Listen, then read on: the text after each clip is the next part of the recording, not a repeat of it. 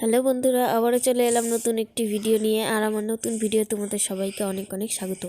কালকে মা আর বাবা বেগুন তুলেছে, সেই বেগুনগুলো আজকে সকালে বাজারে নিয়ে যাবে, তাই রেডি করছে।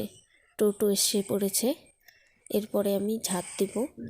তো দেখো, মা ওদিকে উনুন ঠিক করছে, বেগুন টেগুন রেডি করে দিয়ে, আর দিদি চা করছে আর আমি ঝাঁট দিচ্ছি। আর একটা পাশের বাড়ির ছোটো বোন ও ভিডিও করে দিচ্ছে। ঝাঁট টাট দেওয়া শেষের দিকেই আমার দেখো অনেকটা জায়গা ঝাঁট দিয়েছি, 4-5টা ঝাঁট দিতে হয়, অনেকটা জায়গা।